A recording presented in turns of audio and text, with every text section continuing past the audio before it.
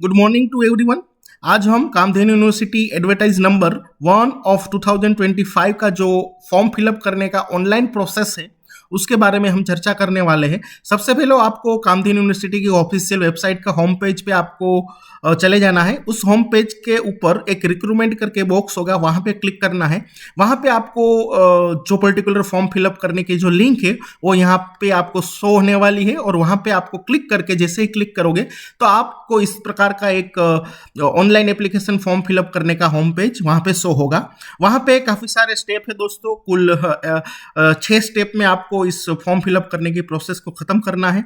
और दूसरी एक अहम चीज यहाँ पे मैं आपको बता दूं कि जितने भी ऑफिशियल नोटिफिकेशन है एडवर्टाइजमेंट रिलेटेड, जो भी अपडेट है, आपको इस होम पेज पे यहाँ पे जो लेटेस्ट नोटिफिकेशन वाला जो सेक्शन है वहां पे आपको मिलने वाला है। और साथ में जो कामधेनु यूनिवर्सिटी की ऑफिशियल वेबसाइट है वहां पे भी आपको मिलेगा। साथ में जो कामधेनु यूनिवर्सिटी का जो ऑनलाइन जॉब पोर्टल एप्लीकेशन है वहां पे भी आपको यहाँ पे लेटेस्ट नोटिफिकेशन पे आपको वहां पे हर कोई चीज मिलने वाली है। सबसे पहले दोस्तों आपको वहां पे लेफ्ट साइड पे होम रजिस्ट्रेशन और लॉगिन आपको शो होगा। वहां पे सबसे पहले आपको अपने आप को रजिस्टर करना है, मतलब रजिस्ट्रेशन करना है। जैसे ही आप रजिस्ट्रेशन पे क्लिक करोगे तो आपको इस प्रकार का एक होम पेज खुल जाएगा। उस रजिस्ट्रेशन वाला जो प्रोसेस है वहां पे जो रेड पर्टिकुलर कैरेक्टर है जितने भी, वो आपको अच्छे से पढ़ लेना है। जो भी इंपॉर्टेंट इंस्ट्रक्शन है वहां पे वो आपको बहुत ही बारीकी से आपको पढ़ लेना है। और दूसरी चीज यहाँ पे अगर आप अप्लाई जब करते हो, सपोज आप एक कैटेगरी के लिए, सपोज आप जनरल कैटेगरी से हो तो आपको जनरल के लिए अप्लाई करना है, आपको एक ही फॉर्म फिलअप करना है। सपोज आप कोई कैटेगरी से हो, इरिस्पेक्टिव ऑफ कैटेगरी आपको एपी एप्लीकेशन वहां पे फॉर्म फिलअप करना है। सपोज आप एसीबीसी से हो, अगर एसीबीसी वहां पे सिलेक्ट कर लेते हो तो आपको वहां पे जनरल के लिए अलग से एप्लीकेशन फॉर्म फिलअप करने की आवश्यकता नहीं रहेगी। और दूसरी चीज यहाँ पे जितनी भी चीज फर्स्ट न्यू रजिस्ट्रेशन में दी गई है वो सभी चीज मैंडेटरी है। अगर आप एक भी बॉक्स अगर क्लिक अनक्लिक करने का रह जाता है या आपको कोई फॉर्म फिलअप करने में अगर कोई भी एक भी बॉक्स छूटता है तो आपको वहां पे आगे प्रोसेस करने नहीं देगा। तो जैसे ही आपको हर एक चीज बारीकी से वहां पे ऐड कर देनी है जो भी यहाँ पे दी गई है। सपोज आप कोई पर्टिकुलर अगर एम्प्लॉय है, आप स्टेट कामधेनु यूनिवर्सिटी या एसएयू के, सपोज आप यस करते हो तो इसमें यहाँ पे जितने भी एसएयू या केयू है वो वहाँ पे आपको शो हो जाएगा। उसको आपको क्लिक कर लेना है और जो भी आपकी डिटेल है वो वहाँ पे आपको ऐड कर देनी है। जैसे ही आप पूरी डिटेल यहाँ पे शो कर दोगे उसके बाद जो प्रेजेंट एड्रेस, अगर परमानेंट एड्रेस आपका सेम है तो यहाँ पे जो प्रेजेंट एड्रेस डाल के आप सेम एज प्रेजेंट एड्रेस कर दोगे तो वहाँ परमानेंट एड्रेस में भी वही सेम वहाँ पे ऐड वहीं ऑटोमेटिकली वहां पे वो कैचअप कर लेगा। उसके बाद आपको अपनी यहाँ पे बहुत हमें, अगर आप वेटनरी साइंस एनिमल हस्बेंड्री से है तो आपको अपना वेटनरी साइंस और एनिमल हस्बेंड्री का पूरा एक फैकल्टी सिलेक्ट करना है। उसके बाद आपका जो सब्जेक्ट है उसको आपको सिलेक्ट कर लेना है।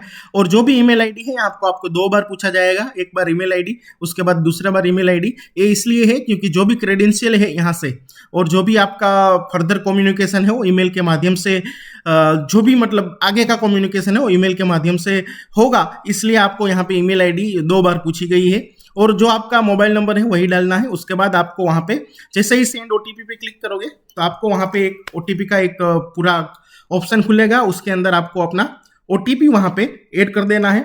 जैसे ही आप यहाँ पे सपोज जो भी ओटीपी है आपका, उस ओटीपी को आप ऐड करोगे,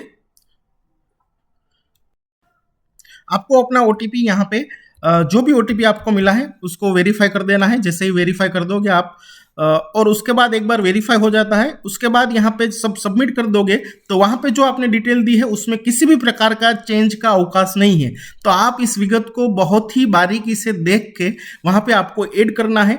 और यहाँ पे जो भी है अपना नाम और जो भी है वो एज पर जो मेट्रिकुलेशन है, मतलब 10th या 12th के मार्कशीट में जो लिखा है उस हिसाब से आपको वहां पे ऐड करना है। जब यहाँ पे मैंने एक बार मोबाइल ओटीपी वेरीफाई कर दिया, उसके बाद मैं जैसे ही सबमिट करूंगा तो मेरा एप्लीकेशन रजिस्ट्रेशन मेरा सक्सेसफुल हो जाएगा। वहां पे मेरे को एक पर्टिकुलर सीक्रेट की दी जाएगी। ये सीक्रेट की यहाँ तक की जो है वो मेरी सीक्रेट की है। आगे की जो भी डिटेल मेरे को लॉगिन करना होगा वहां पे मोबाइल नंबर और ये सीक्रेट की के माध्यम से मैं वहां पे अपना पर्टिकुलर जो है वो क्रेडेंशियल डाल के मैं आगे की फॉर्म फिलअप करने की प्रोसेस वहां पे मैं कर पाऊंगा। तो सपोज यहाँ पे मैंने इसको हमें ओके कर देना है। जैसे ही आप ओके कर दोगे तो उसके बाद फिर आप होम पेज पे वहां पे पहुंच जाओगे जो आपने रजिस्ट्रेशन के टाइम जहां पे आप पहुंचे थे वहां पे। फिर उसके बाद यहाँ पे आपको लॉगिन पे क्लिक करना है। जैसे ही आप लॉगिन पे क्लिक करोगे यहाँ पे अपना मोबाइल नंबर आपको केयरफुली डालना है और अपना जो सीक्रेट की है उसको डालना है। लेकिन उससे पहले यहाँ पे जो कैंडिडेट के लिए कुछ इंफॉर्मेशन दी गई है, जो चेकलिस्ट ऑफ डॉक्यूमेंट वो भी दिया गया है, उसको आपको बारीकी से पढ़ लेना है।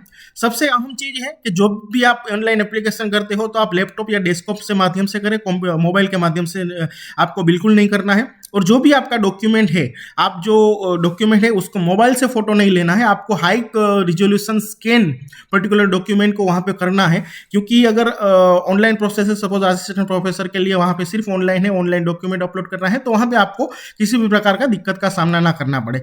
और जो पीडीएफ की साइज है वो 2 MB तक आप वहां पे अपलोड कर सकते हो, 2 MB से ज्यादा, 2 MB से ज्यादा नहीं कर सकते हो। और दूसरी चीज, जब भी आप डॉक्यूमेंट अपलोड करते हो तो कोई भी पासवर्ड प्रोटेक्टेड या एन्क्रिप्टेड नहीं होना चाहिए।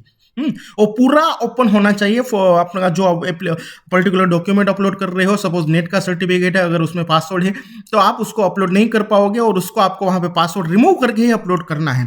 फोटोग्राफ और सिग्नेचर की बात करें तो जेपीजी 500 KB तक वहां पे वो एक्सेप्ट, सॉफ्टवेयर एक्सेप्ट कर लेगा। बाकी जो यहाँ पे दिए गए हैं वो सभी चीज को आपको बारीकी से पढ़ लेना है, उसके बाद आपको आगे बढ़ना है। जैसे ही आप यहाँ पे साइन इन करोगे, तो साइन इन करने के बाद आपके ऊपर इस तरह पर सक्सेस लॉगिन सक्सेसफुल वहां पे शो हो जाएगा। फिर आप अगर वेटनरी फैकल्टी से है तो बाकी के जो ऑप्शन है, जैसे डेयरी साइंस, फिशरी साइंस, वो आपके लिए क्लोज रहेंगे, वहां पे आप एप्लीकेशन नहीं कर पाएंगे। वहां पे रेड अक्षर पे लिखा जाएगा कि you are not eligible for the different faculty.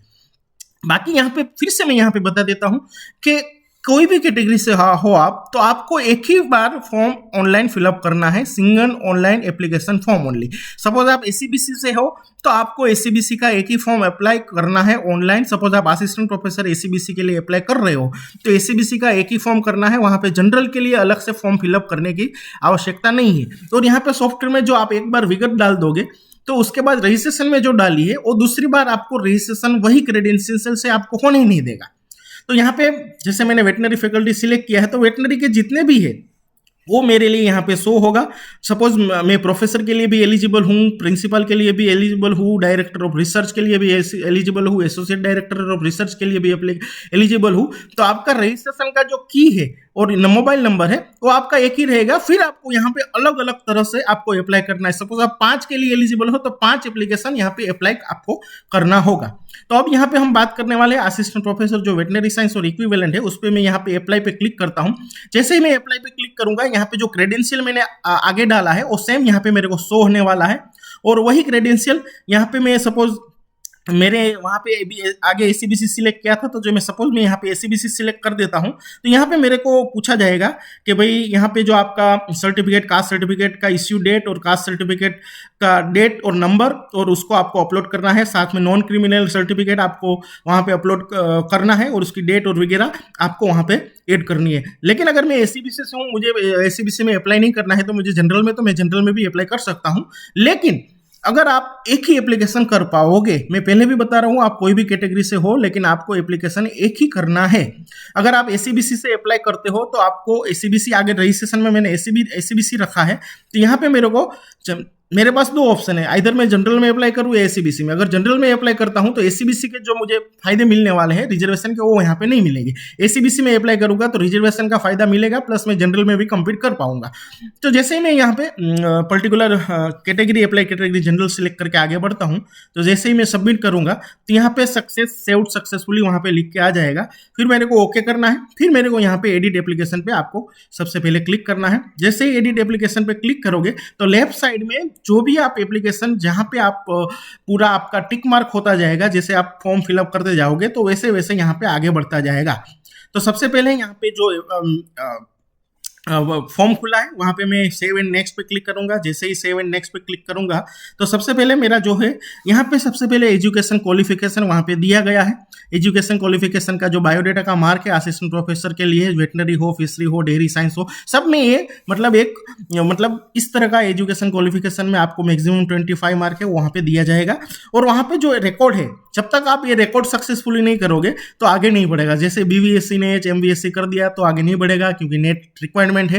BVSc MBSC net करोगे तभी आगे बढ़ेगा, या तो बीवीएससी एमबीएससी पीएचडी हो, नेट नहीं है, तो तीनों जब आप क्लिक करोगे तभी आपको आगे वहां पे बढ़ने दिया जाएगा। सपोज आप बीवीएससी ने एच पे क्लिक कर देते हो, आगे आपको यहाँ पे जो भी है सभी क्रेडेंशियल डाल के आपको आगे बढ़ना है। जैसे ही आप यहाँ पे जो अपना रिकॉर्ड है BVSNH MVSC PhD जैसे ही आप एंटर कर दोगे और यहाँ पे जो भी डॉक्यूमेंट आपको अपलोड करना है वो आप अपलोड कर दोगे तो इस प्रकार का आपको वहाँ पे शो होने वाला है। और साथ में मैं यहाँ पे बता दूँ, सपोज आप नेट सिलेक्ट करते हो तो नेट के अंदर आपका जो सब्जेक्ट है, select of passing, university board, वहाँ पे SRB और जो भी अन्य है वो आपको वहाँ पे डालना है। उसके बाद जो OGPA है, पर्टिकुलर OGPA में या परसेंटेज, अगर OGPA वहाँ पे दिखा रहा है तो आपको सपोज 70% नेट में मिला है तो 7.0 वहाँ पे ऐड कर देना है। अगर वहाँ पे ऊपर परसेंटेज लिखा है तो जो भी परसेंटेज आपको मिला है उसको ऐड करना है, उसके बाद चूज फाइल करके वहाँ पे सेव कर देना है। और दूसरी मैं अहम चीज आपको यहाँ पे बता देता हूँ कि जब भी आप डॉक्यूमेंट स्कैन करते हो तो वहाँ पे आपको 1 इंच का मतलब कि 2.54 सेंटीमीटर का मार्जिन वहाँ पे अपर साइड वहाँ पे छोड़ना है। मैं इसलिए बता रहा हूँ क्योंकि यहाँ पे आप देखोगे तो जैसे ही मैं यहाँ पे वी डॉक्यूमेंट जो अपलोड किया है तो वहाँ पे व्यू डॉक्यूमेंट में क्लिक करूंगा तो यहाँ पे जो है पर्टिकुलर अपर की साइड जो भी आपने ऐड किया है, एप्लीकेशन आईडी, नेम और जो भी डॉक्यूमेंट अपलोड किया है पर्टिकुलर किसके लिए वो शो होगा। सपोज मान लो कि इस डॉक्यूमेंट मेरा यहाँ तक होगा, अगर मेरा ये डॉक्यूमेंट जो है वो पूरा पेज पे होता तो मेरा यहाँ पे जो सरदार कृष्णनगर जो दिख रहा है वो यहाँ पे हाइड हो जाता। तो इसको कैसे करना है तो उसके लिए देखो मैंने यहाँ पे मैं आपको एक पर्टिकुलर इंपॉर्टेंट एस्पेक्ट में आपको बता देता हूँ। यहाँ पे जो डॉक्यूमेंट है उसमें आपको सबसे पहले क्या कर लेना है कि जो भी आपका डॉक्यूमेंट है उसको स्कैन कर लेना है। उसके बाद अपने स्कैन किए डॉक्यूमेंट में इस तरह की आपको जगह होनी चाहिए, क्योंकि स्कैनर के अंदर अगर F4 है तो वहाँ पे अपर साइड हम वहाँ पे जगह नहीं छोड़ पाएंगे। लेकिन जैसे ही आप स्कैन कर लेते हो तो उसके बाद इस डॉक्यूमेंट को मैंने जैसे स्कैन किया, फिर मैंने उसको वर्ड के अंदर अपर मार्जिन 2.54 रख दिया। 2.54 रख के मैंने इस फाइल को वहां पे वर्ड के अंदर मैंने वहां पे पेस्ट कर दिया। जैसे ही मैंने पेस्ट कर दिया उसके बाद मैंने उसको PDF में कन्वर्ट कर दिया। तो इस प्रकार की वहां पे जो अपर साइड है पर्टिकुलर गैप आपको वहां पे मिलेगी। ये वहां पे बहुत ही जरूरी है, ये गैप रहनी चाहिए और आप रहेंगी तभी आप इस तरफ से यहाँ पे जो व्यू डॉक्यूमेंट है उसके अंदर आपको यहाँ पे अपर साइड जो आपका जो पर्टिकुलर है वो हाइड नहीं होएगा, अदरवाइज वहां पे हाइड आपका वहां पे हो जाएगा। अब आगे बढ़ते हैं। जैसे ही यहाँ पे सेव एंड नेक्स्ट, जैसे यहाँ पे प्राइमरी इंफॉर्मेशन पे मेरा चेकअप हो गया, ग्रीन कलर चेकअप जो भी है आपका है वो चेक हो जाएगा। जब तक आप उस पर्टिकुलर एक पोर्शन के अंदर जब तक आप वहां पे फाइनल फिलअप नहीं करोगे तब तक आपको आगे वहां पे सेव एंड नेक्स्ट का ऑप्शन नहीं आएगा। तो यहाँ पे दूसरी चीज है, जो भी आपने OGPA डाला, जो भी आपका पर्टिकुलर है तो ऑटो स्कोर वहां पे कैलकुलेट ऑटोमेटिकली हो जाएगा। सपोज इसका 25 मार्क है और हर किसी में 25 मार्क का इस पोर्शन के अंदर कैपिंग है और हर मतलब सब ऑप्शन में भी वहां पे कैपिंग किया गया है। जैसे PG का 10, PhD का 5, नेट का 2.5 और UG का 7.5 मार्क, उस हिसाब से वहां पे मार्क ऑटोमेटिकली कैलकुलेट हो जाएगा। उसके बाद सेव एंड नेक्स्ट पे आप क्लिक करोगे तो वहां पे जो भी आपकी particular academic award of academic achievement है वहां पे 2 है, 2A और 2B। 2A है जो एकेडमिक अचीवमेंट के लिए है, 2B है जो साइंटिफिक अचीवमेंट के लिए है। और यहाँ पे क्लियर कट जो भी इंस्ट्रक्शन दिया गया है उसको पढ़ लेना है। पर्टिकुलर जिस कैटेगरी में आपका सर्टिफिकेट वहां पे फिल हो रहा है उसी कैटेगरी में आपको अपना सर्टिफिकेट ऑनलाइन अपलोड करना है। यहाँ पे फिर से वही एड रिकॉर्ड, जितने भी है रिकॉर्ड यहाँ पे आपको शो हो जाएंगे। उस हिसाब से आपको वहां पे अवार्ड नाम जो भी है, सिलेक्ट ईयर, ऑर्गेनाइजेशन और जो भी फाइल आपके पास है उसको चूज करके वहां पे सेव करके आगे बढ़ना है। जितने भी है आपके पास 5 अवार्ड है, 6 अवार्ड है, 7 अवार्ड है, तो आप यहाँ पे एड रिकॉर्ड करके वहां पे एड कर पाओगे। उसके बाद अगेन सेव एंड नेक्स्ट पे आगे बढ़ोगे तो वहां पे आपको साइंटिफिक अचीवमेंट के लिए जो 2B है वहां पे मैक्सिमम 1 मार्क है। जो अवार्ड है वहां पे एकेडमिक के लिए 2 मार्क और साइंटिफिक अचीवमेंट के लिए 1 मार्क, इस हिसाब से 3 मार्क है। उसका आपको रिकॉर्ड यहाँ पे फिर से आपको अपलोड कर लेना है। जैसे ही रिकॉर्ड आप अपलोड करोगे तो वहां पे फिर से आपको यहाँ पे जो भी स्कोर है आपको यहाँ पे ऑटोमेटिकली शो हो जाएगा। फिर आपको आगे सेव एंड नेक्स्ट करना है। सेव एंड नेक्स्ट जैसे ही करोगे तो वहां पे जो भी है एक्सपीरियंस के बारे में वहां पूछा जाएगा। जो भी आपके पास एक्सपीरियंस है उसका यहाँ पे डेजिग्नेशन, ऑर्गेनाइजेशन कहां से कहां तक का था, और यहाँ पे आपको अपना ऑफिस ऑर्डर और अपॉइंटमेंट ऑर्डर अपलोड करना है। और यहाँ पे आपका जो सैलरी है और बैंक स्टेटमेंट है उसको आपको वहां पे अपलोड कर लेना है। फिर उसके बाद आपको अगेन सेव करके सेव एंड नेक्स्ट पे आगे बढ़ना है। जैसे ही सेव एंड नेक्स्ट पे आगे बढ़ोगे तो पॉपुलर यहाँ पे पब्लिकेशन जो है रिसर्च आर्टिकल, जो वहाँ पे जो नास रेटिंग है आपको अगर वेरीफाई करना है, पता नहीं है क्या है, तो यहाँ पे सिंपल आप क्लिक करोगे तो अपना जो नास रेटिंग का जो इस साल का 2026 का जो आया है वो पूरा यहाँ पे आपको शो होगा। उस हिसाब से आप यहाँ पे जब भी रिकॉर्ड एड करते हो रिसर्च आर्टिकल तो यहाँ पे आपको टाइटल और नास रेटिंग का पर्टिकुलर वहां पे ऐड कर देना है। और यहाँ पे जो फाइल आपको अपलोड करना है आर्टिकल का, उसका जो फ्रंट पेज है वही आपको अपलोड करना है। फिर उसके बाद आगे जैसे ही आप बढ़ोगे उसके बाद जैसे ही आप पॉपुलर आर्टिकल के ऑप्शन पे चले जाओगे, पॉपुलर आर्टिकल के ऑप्शन पे वहां पे भी आपको पॉपुलर आर्टिकल का फर्स्ट पेज ही यहाँ पे अपलोड करना है, जो भी आपको डिटेल हो वो यहाँ पे ऐड कर देनी है। उसके बाद आप यहाँ पे मैक्सिमम 30 आर्टिकल तक अपलोड कर सकते हो, जबकि रिसर्च आर्टिकल वाले पोर्शन में मैक्सिमम आप 12 आर्टिकल अपलोड कर पाओगे। उसके बाद पॉपुलर आर्टिकल के बाद 4C जो पोर्शन है वो particular book chapter review proceeding, उसका मैक्सिमम 1 मार्क है, उसको भी आप यहाँ से जिस कैटेगरी में आपका पर्टिकुलर बिलोंग करता है उस कैटेगरी में आपको अप्लाई करके वहां पे आगे बढ़ना है। फिर आप सेव एंड नेक्स्ट पे क्लिक करोगे तो वहां पे पार्टिसिपेशन वाला जो पोर्शन है, पर्टिकुलर जो पार्टिसिपेशन मतलब आपने किसी सेमिनार, सिंपोजियम, वर्कशॉप और कॉन्फ्रेंस में पार्टिसिपेट किया है तो उसका जो पर्टिकुलर मार्क है वो यहाँ पे अवार्ड होने वाला है। तो जो भी आप यहाँ पे ऐड करोगे तो ऑटोमेटिकली यहाँ पे स्कोर आपका ऑटो ऐड हो जाएगा। जैसे ही आप आगे बढ़ोगे उसके बाद सेव एंड नेक्स्ट पे आगे बढ़ोगे तो वहाँ पे award in extra curricular activity, ये बहुत ही अहम है। जो भी आपका award scientific event, seminar, symposium, workshop वहाँ पे अप्लाई किया है उसको आपको सेक्शन 2B में अपलोड करना है। सिर्फ यहाँ पे एक्स्ट्रा करिकुलर एक्टिविटी है, कल्चर इवेंट यहाँ पे लिखा गया है, स्पोर्ट इवेंट, को करिकुलर एक्टिविटी और कॉम्पिटिशन एटसेट्रा, हाँ जो भी है उसका अगर state level, national level participation हो वो यहाँ पे आपको ऐड करना है। ऐड करने के बाद जिस कैटेगरी में आपका बिलोंग होता है उस कैटेगरी में आप ऐड कर सकते हो, डॉक्यूमेंट अपलोड कर सकते हो। फिर आपको आगे सेव एंड नेक्स्ट पे क्लिक करना है। जैसे ही सेव एंड नेक्स्ट पे आप यहाँ पे क्लिक करोगे तो आपको आगे पूछा जाएगा कि भाई गुजराती, तो गुजराती अगर आपके पास first, second, third language SSC मतलब 10th के अंदर, एचएससी मतलब 12th के अंदर अगर आपके पास है तो वहाँ पे आपको 4 मार्क वहाँ पे अवार्ड हो जाएगा। तो यहाँ पे जैसे ही ऐड करोगे जो आपका जहाँ पे आपने गुजराती पास किया हुआ सर्टिफिकेट है उसको आपको यहाँ पे अपलोड करना है। फिर आपको आगे सेव एंड नेक्स्ट पे क्लिक करना है। जैसे ही सेव एंड नेक्स्ट पे क्लिक करोगे तो आपको इस प्रकार से काफी सारे ऑप्शन मिलेंगे जहां पे आपको डॉक्यूमेंट अपलोड करने पड़ेंगे। ये सभी डॉक्यूमेंट मैंडेटरी है, अगर एक भी डॉक्यूमेंट आप मिस करोगे तो आगे यहाँ पे आपको नहीं बढ़ पाओगे।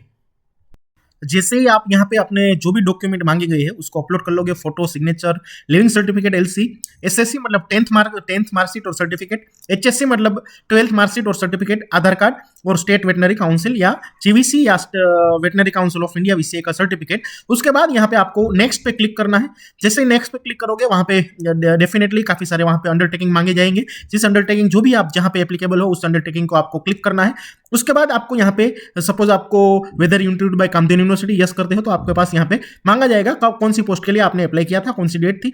उसके बाद फिर आपको यहाँ पे जो भी टिक मार्क करके फिर आपको सेव एंड नेक्स्ट पे क्लिक करना है। जैसे ही सेव एंड नेक्स्ट पे क्लिक करोगे तो यहाँ सक्सेस सेव्ड सक्सेसफुली आ जाएगा, वहां पे फिर आपको ओके क्लिक करना है। जैसे ही ओके करोगे तो यहाँ पे एक पूरी प्रपोज जो बायोडेटा मार्क है, जो आपने इंफॉर्मेशन फिल किया है उसके बेसिस पे वहां पे कैलकुलेशन हुआ है, मतलब कि जो आप क्लेम कर रहे हो वो यहाँ पे मार्क आपको दिखे जाएंगे। सपोज एजुकेशन क्वालिफिकेशन में मेरे 20 आउट ऑफ 25 22 है।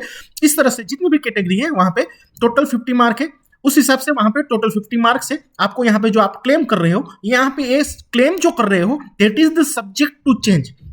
ये मैं क्यों बोल रहा हूं, क्योंकि उसके बाद जो आपने क्लेम किया उसके बाद यहाँ पे जो प्रपोज बायोडेटा के हिसाब से आपको यहाँ पे जो मार्क लिखे गए हैं ऑब्टेन मार्क क्लेम्ड में, वो उसके बाद वेरिफिकेशन होगा। मतलब जो आपके मार्क रखा है वो आपका सही है कि नहीं, वो एक्चुअल उसके बाद कामधेनु यूनिवर्सिटी की तरफ से उसका वेरिफिकेशन होगा इस मार्क का। फिर यहाँ पे आपके जो मार्क है यहाँ पे actual obtain mark after verification यहाँ पे शो किए जाएंगे। फिर उसके बाद सपोज आपने यहाँ पे आउट ऑफ 50 आपने क्लेम किया 44, लेकिन अगर वेरिफिकेशन कमेटी को लगा कि आपके 44 में से आपको एक मार्क आपका आपने कहीं गलत क्लेम कर दिया तो वहां पे फिर आपके आउट ऑफ 50 वहां पे 43 मार्क वहां पे टोटल आपका फाइनल होगा। तो यहाँ पे जो मार्क है वो प्रपोज्ड जो आपने क्लेम किया है प्रपोज बायोडेटा के हिसाब से आपका क्लेम हुआ है। उसके बाद ये फाइनल नहीं है, ये फाइनल जो है आफ्टर वेरिफिकेशन सब फाइनल होगा। हो सकता है आपने मान लो कि 40 यहाँ पे आपके जो क्लेम है वो 40 ही यहाँ पे आफ्टर वेरिफिकेशन रह सकता है।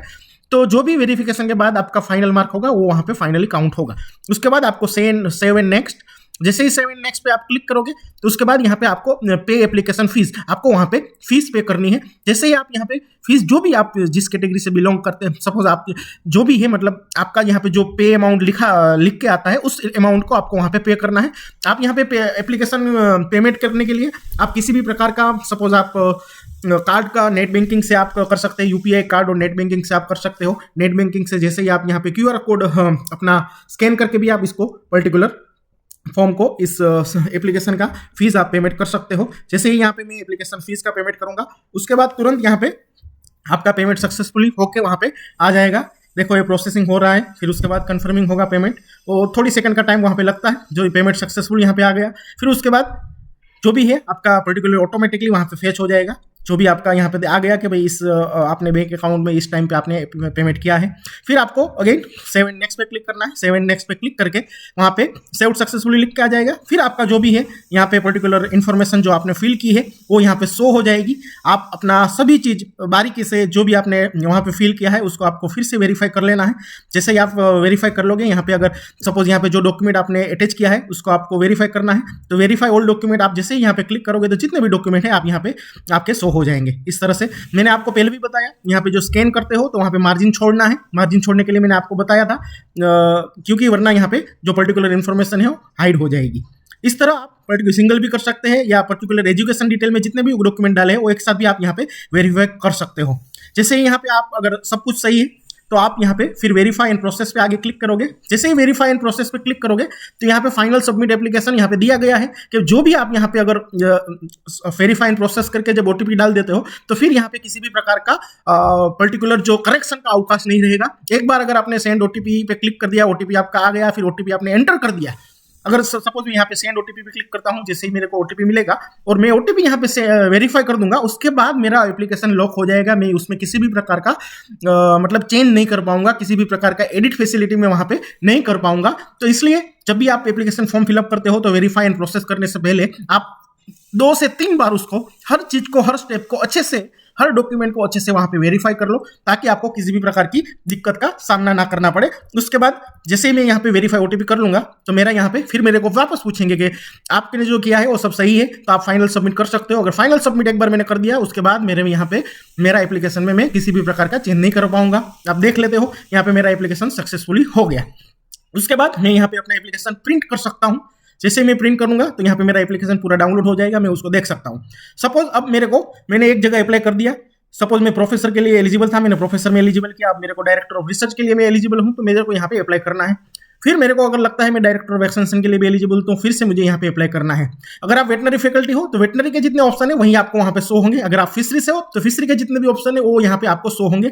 अगर आप डेयरी साइंस से हो तो डेयरी के जितने भी ऑप्शन है, जहाँ जहाँ आप एलिजिबल हो एप्लीकेशन के लिए, वो आपको यहाँ पे शो होंगे। तो यहाँ पे इसके अलावा दोस्तों इसमें जो अहम पॉइंट जो है जिसको आपको ध्यान रखना है कि इररिस्पेक्टिव ऑफ कैटेगरी आपको एक सिंगल ऑनलाइन एप्लीकेशन करना है। सपोज आप असिस्टेंट प्रोफेसर के लिए अगर एसीबीसी कैटेगरी से आप फॉर्म फिलअप करते हो तो सिर्फ आपको एसीबीसी कैटेगरी का फॉर्म वहाँ पे फिलअप करना है।